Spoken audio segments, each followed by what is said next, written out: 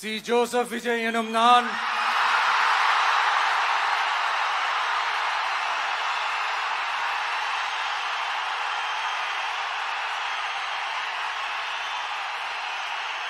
சட்டப்படி அமைக்கப்பெற்ற இந்திய அரசியல் அமைப்பின்பால் உண்மையான நம்பிக்கையும் மாறா பற்றும் கொண்டிருப்பேன் என்றும் இந்திய நாட்டின் ஒப்பில்லாத முழு முதல் ஆட்சியையும் ஒருமையையும் நிலை நிறுத்துவேன் என்றும் தமிழ்நாட்டு அரசின் முதலமைச்சராக உண்மையாகவும் உளச்சான்றின்படியும் என் கடமைகளை நிறைவேற்றுவேன் என்றும்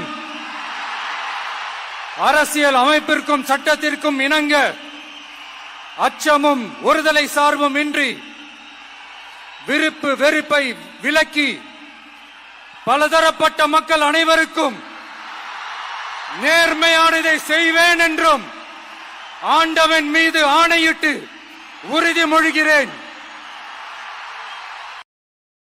Download ShareChat.